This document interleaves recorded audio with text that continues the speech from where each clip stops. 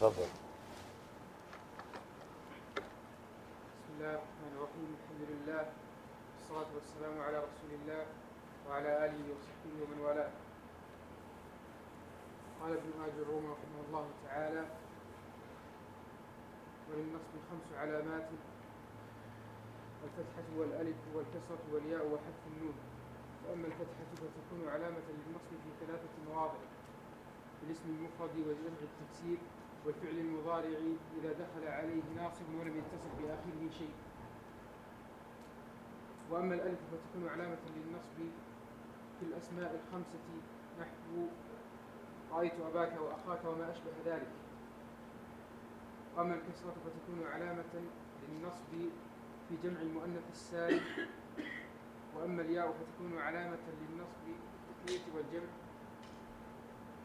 وأما حذف النون فيكون علامة للنصب في الأفعال 5 التي رفعها بثبات النون. نعم. جميل. بسم الله والحمد لله والصلاة والسلام على رسول الله. قال ابن آج رحمه الله تعالى: وللنصب 5 علامات: الفتحة والألف والكسرة والياء وحذف النون. فأما الفتحة فتكون علامة للنصب في 3 مواضع: في الاسم المفرد وجمع التكسير والفعل المضارع إذا دخل عليه ناصب ولم يتصل بآخره شيء. وأما الألف فتكون علامة للنصب في الأفعال 5 نحو رأيت أباك وأخاك وما أشبه ذلك. وأما الكسرة وأما الكسرة إيش؟ في الأفعال من الأسماء.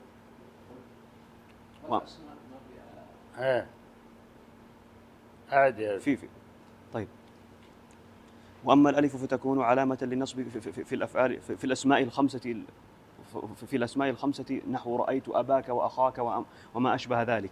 وأما الكسرة فتكون علامة للنصب في جمع المؤنث السالم. وأما الياء فتكون علامة للنصب في التثنية والجمع.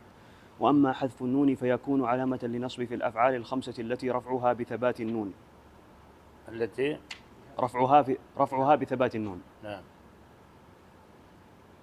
طيب تفضل.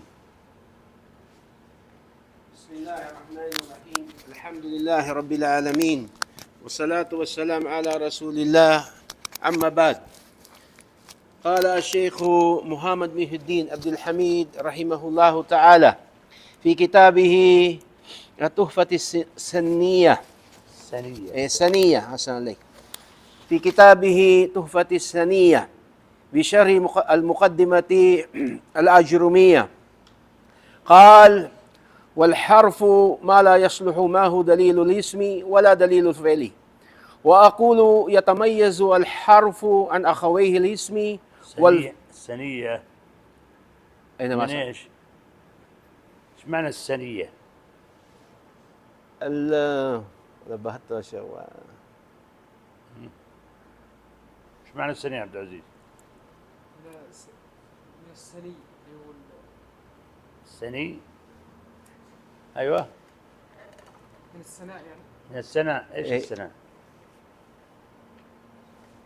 هو النبت. لا، السنة والسنوت لا. بحثت بس نسيته شيخ والله. السنة الرفعة، الشيء الرفيع. ايه الرفعة العالي. نعم. العالي. هي الرفعة. السنة الرفعة. لو منزلة كذا يا شيخ هنا. ها؟ في منزلة يعني السنة هو الشيء المرتفع. العالي. نعم. والرفعة، فهي تحفة عالية القدر. هذا معنى السنية. يكاد سنة برق ونفس المعنى. هذا النور. هذا النور. يعني ايش بالتعبير فيه يا شيخ؟ عشان علوة يعني ولا؟ يمكن يكون من هذا. نعم تفضل. فليست السنية. نعم. السنة غير السنية. لازم تفتح السين تقول نعم. السنية. نعم. أحسن الله عليك. تفضل. وأقول: يتميز الحرف عن أخويه الاسم والفعل بأنه لا يصح دخول علامة من علامات الأسماء المتقدمة ولا غيره عليه، كما لا يصح دخول علامات من علامات الأفعال التي سبق بيانها ولا غيرها عليه. ومثله من وهل ولم، هذه الكلمات الثلاث حروف لأنها لا تقبل ال ولا التنوين، ولا يجوز دخول حروف الخفض عليها فلا يصح أن تقول المن، ولا أن تقول من، ولا أن تقول إلى من، وكذلك بقية الحروف. وأيضا لا يصح أن تدخل عليها السين ولا سوف ولا تاء الثانية الساكنة ولا قد ولا غيرها مما هو علامات على أن الكلمة فعل. بسم الله الرحمن الرحيم. الحمد لله رب العالمين، وصلى الله وسلم على نبينا محمد وعلى آله وصحبه أجمعين. اللهم علمنا ما ينفعنا وانفعنا بما علمتنا وزدنا علما يا رب العالمين. سبحانك لا علم لنا إلا ما علمتنا إنك أنت العليم الحكيم. قال الإمام ابن الجروم رحمه الله تعالى: والحرف ما لا يصلح معه دليل الاسم ولا دليل الفعل. لما بين علامات الاسم وعلامات الفعل بين على ما هي علامات الحرف الذي هو القسيم الثالث من أقسام الكلام، الذي لا رابع لأقسام الكلام، لا رابع لها. الكلام إما أن يكون اسما، وإما أن يكون فعلا، وإما أن يكون حرفا. فلا بد لك أن تعرف ما الاسم وما الفعل وما الحرف، وهذا يعرف بالعلامات. فكل قسم له علامة كما بينه في الدروس الماضية. ثم جاء إلى الحرف فقال: والحرف ما لا يصلح معه دليل الاسم ولا دليل الفعل، يعني ليس فيه علامة للاسم ولا علامة للفعل. دليل يعني هو العلامة. فإذن الحرف هو الخالي من العلامة، والحرف ما ليس له علامة. فالحرف لا يكون له علامة، وهذا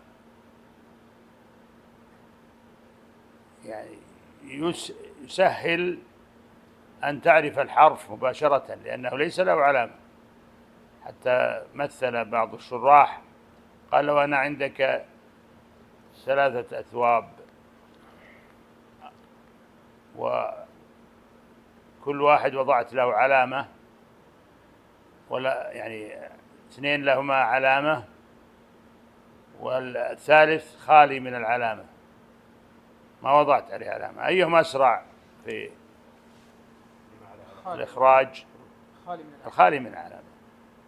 فكذلك الحرف هو الأسرع. فالحرف ما ليس له علامة.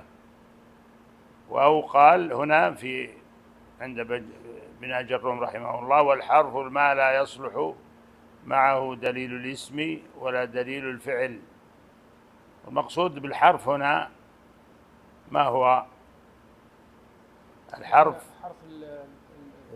الذي له معنى، جاء لمعنى، لأن الحروف حروف مباني وحروف معاني. الحروف المباني ما هي؟ حروف الهجاء. حروف الهجاء هذه كلها حروف مباني يبنى منها الكلمة. وحروف معاني لها معنى، من وإلى، من تدل على ابتداء، وإلى تدل على الانتهاء والغاية، وكذلك يعني بقية الحروف. فهل حرف هنا المقصود به حرف المعاني، ليس حرف المباني. وهذا أمر قد يعني بيناه وفهمناه فيما مضى. فإذن الحرف هنا ما ليس له علامة أو ما لا يصلح معه دليل الاسم ولا دليل الفعل، فلا يصح أن يعني يدخل عليه من، أو يدخل عليه ألف واللام، أو يدخل عليه قد، أو يدخل عليه السين. كل هذه لا يقبلها. لماذا؟ لأنه حرف لا يقبل هذه العلامات، فأصبح خال من العلامة، أو لا يصلح معه دليل الاسم ولا دليل الفعل. وهنا بهذا التعريف، تعريف الحرف ومعرفتنا الحرف، نكون قد أتممنا معرفة إيش؟ أقسام الكلام، الذي هي أهم ما أو أهم درس في النحو أو في معرفة النحو. ولا بد للطالب أن يتقن هذه الأقسام الثلاثة. فإذا لم يتقن ولم يعرف ولم يفرق بين الاسم والفعل والحرف، فكيف يترقى في دراسة النحو؟ أكثر ما يضيع فيه طلاب ويقعون في إشكالات ويصعب عليهم النحو أنهم لا يتقنون هذا الدرس. فإذا لم يتقنوا هذا الدرس كيف يعرفون ما بعده؟ ولذلك نحن سنلجأ إلى التطبيق حتى يتقن كل واحد منكم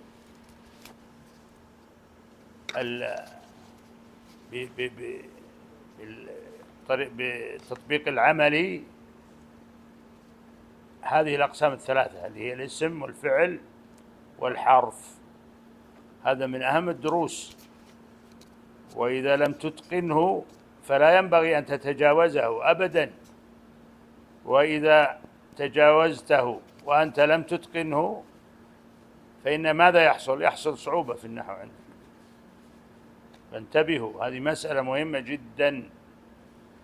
الاسم والفعل والحرف لا بد أن تعرف الاسم والفعل والحرف. لذلك نلجأ الآن إلى التطبيق. نعم، تقرأ من أول أحسن. مقدمة خلاص انتهينا منها. اقرأ.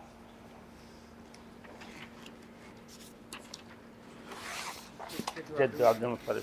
يعني تفضل. بسم الله، الحمد لله، والصلاة والسلام على رسول الله وعلى آله وصحبه ومن والاه. جده عبد المطلب، لا أدري من أين أتى، ربما صعد جبلا أو منه انحدر، ربما هبط واديا أو كان يرعى الغنم، لا أدري، لكنه كان متعبا يقتلع خطاه، يسحب جسده الثقيل نحو الكعبة، حيث ألقى بذلك الجسد في الحجر، وتردى في هوة سحيقة من النوم، ليجد في قعرها هاتفا يطالبه بعمق أكثر، فيقول له احفر طيبة. لم يمهله عبد المطلب، لقد عاجله قائلا وما طيبة، ولم تأتي إجابة، وأطبق الصمت، والهاتف اختفى ولم يرد. وفي الغد رجع عبد المطلب إلى مرقده ذلك، عله يجد لذلك الحلم تفسيرا، وما إن غاص في سباته حتى سمع ذلك الصوت الخفي يناديه مرة أخرى احفر بره. يقول عبد المطلب: قلت وما بره، ثم ذهب عني. فلما كان الغد رجعت إلى مضجعي فنمت فيه، فجاءني فقال: احفر زمزم. قلت وما زمزم؟ قال: لا تنزف أبدا ولا تذم، تسقي الحجيج. لا تنزف أبدا. قال: لا تنزف أبدا ولا تذم، تسقي الحجيج الأعظم، وهي بين الفرث والدم، عند نقرة الغراب الأعصم، عند قرية النمل. فلما بين لعبد المطلب شأنها ودل على موضعها، وعرف أنه قد صدق، غدا بمعوله ومعه ابنه الحارث بن عبد المطلب، وليس له يومئذ وليد غيره، فحفر فيها. فلما بدا لعبد المطلب الطي كبر. ليس له يومئذ وليد غيره. ليس له يومئذ. إيه؟ فحفر كيف؟ وليس غيره. فحفر فيها، فلما بدا لعبد المطلب الطي كبر، فعرفت قريش أنه قد أدرك حاجته، فقاموا إليه فقالوا: يا عبد المطلب، إنها بئر أبينا إسماعيل، وإن لنا فيها حقا، أشركنا معك فيها. فقال عبد المطلب: ما أنا بفاعل، إن هذا الأمر قد خصصت به دونكم، وأعطيته من بينكم. فقالوا: أنصفنا، فإنا غير تاركيك حتى نخاصمك فيه. قال عبد المطلب: فاجعلوا بيني وبينكم من شئتم أحاكمكم إليه. حسب كذا. نعم. نعم. لا أدري.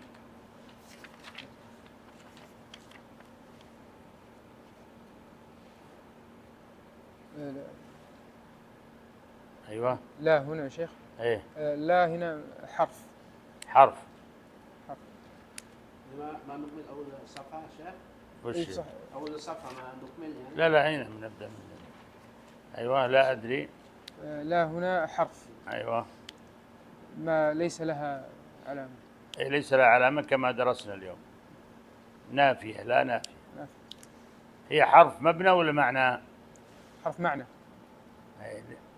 إذا كنا نقول أنها حرف، يعني حرف واحد مبنى، فهي مكونة من إيش؟ حرفين، الألف ولا اللام والألف، لكنها حرف معنى وليس حرف مبنى. طيب، لا نافية حرف. أدري يا عبد المجيد. أدري. إيه. فعل. فعل. كيف عرفت؟ يقبل قد أدري. قد يدري أو قد أدري.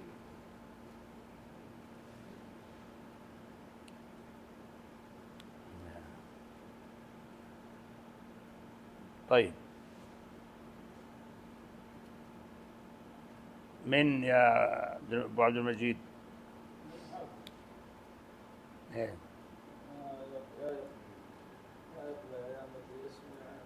نعم، لا يقبل. لا، ليس فيه دليل الاسم ولا دليل الفعل. من أين يا نوح؟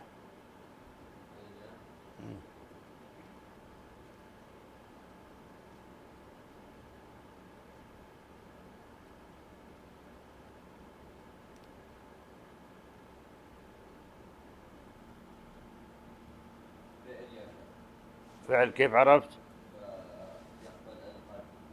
قد أين؟ كيف؟ ها؟ قد أين؟ يمكن تقول قد أين؟ سلام. ها؟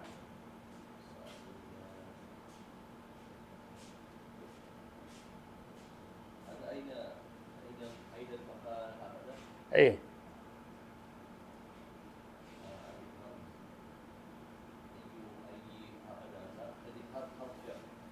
أين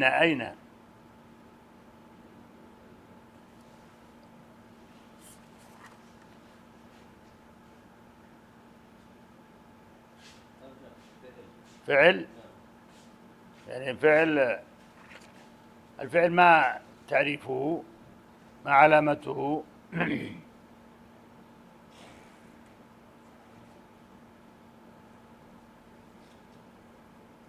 ما دل على. ها؟ طيب، فعل ما يدل على حدوث الفعل في أحد الأزمنة الثلاث: حاضر والماضي والمستقبل. فهو أين تدل على حدوث فعل؟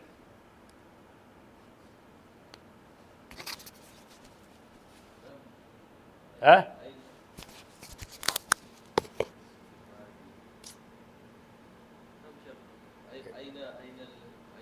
تقول أين محمد؟ تقول من أين أتيت؟ من الوجود هنا اسم. أيوة، إذا اسم. هذا استفهام، اسم استفهام. من أين أتيت؟ إذا من أين هنا اسم، حتى من أين جاء قبلها من. حرف جر. ها؟ الحرف جر. حرف جر. واضح؟ نعم واحد شيء. إذن اسم أين؟ نعم نعم ليس.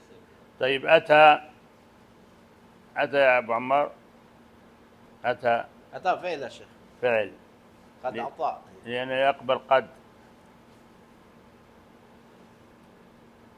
نعم.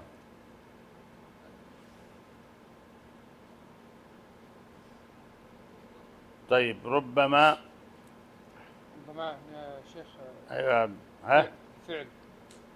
كيف عرفت؟ لا استغفر الله. زين استغفر. طيب الاستغفار ممتاز. هذا حرف يا شيخ. حرف ما يصل، ما لا يصلح معه دليل اسم ولا دليل فعل.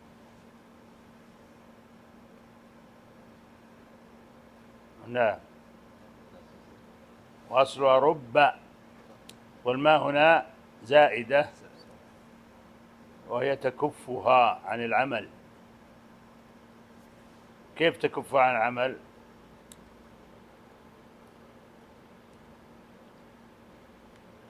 رب تدخل على الأسماء،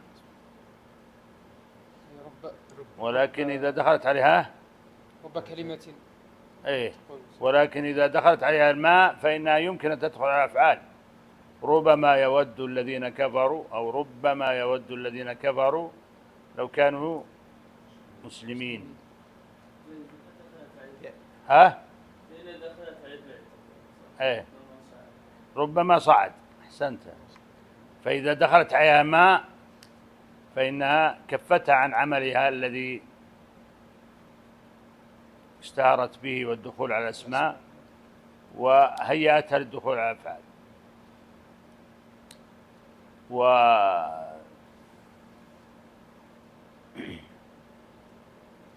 ورب معناها ايش؟ قل. تقليل الشيء. نعم. صعد يا عبد المجيد فعل. كيف عرفت؟ قد صعد يصعد، يقبل قد. صعد فعل ماضي.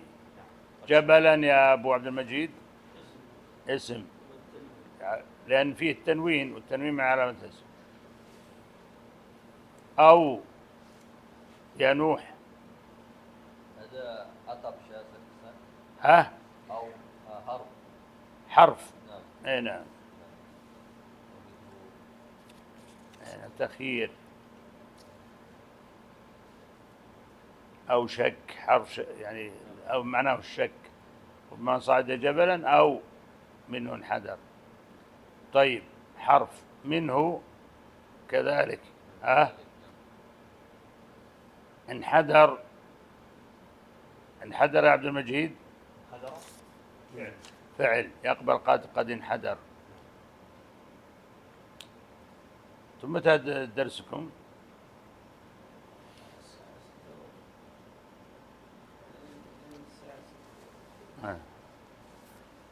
ربما هبط واديا أو كان يرعى الغنم، مثلها ربما أو ربما. وهبط يا عبد المجيد ايه واديا يا أبو عبد المجيد مثل الأول.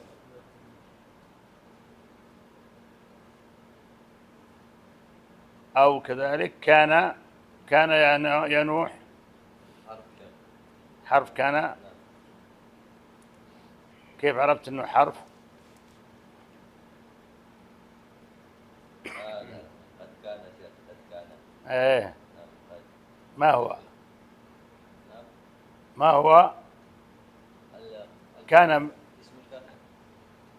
كان حرف ولا ايش؟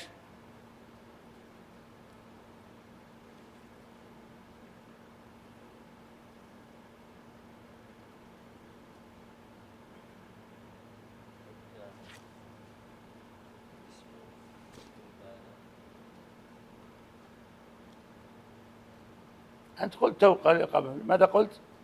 اسم كان. لا غير اسم كان. اسم كان هذا بعدها. قلت ايش؟ قد كان. اي إذا كان يقبل قد ماذا يكون؟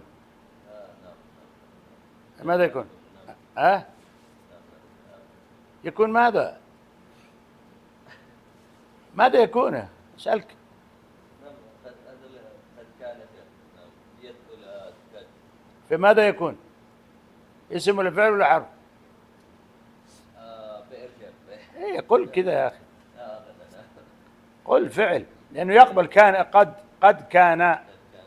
قد كان لكم في رسول الله أسوة حسنة صلى الله عليه صلى وسلم. الله عليه وسلم. أو كان يرعى يا عبد العزيز. عبد العزيز أنت عبد العزيز؟ إيه تسمعنا ولا؟ ها يرعى وش نوعها؟ ها فعل كيف عرفت؟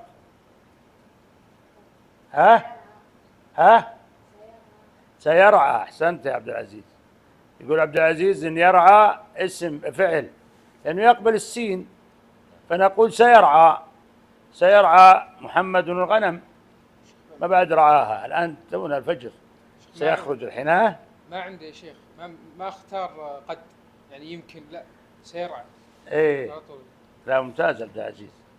عبد العزيز منتبه ما شاء الله. سيرعى هذا يدل على أن يرعى فعل،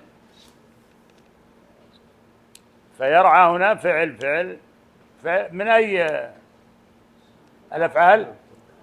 مضارع. ما شاء الله عبد العزيز جيد. فعل مضارع يعني يدل على ايش؟ حدوث الفعل في الزمن الحاضر.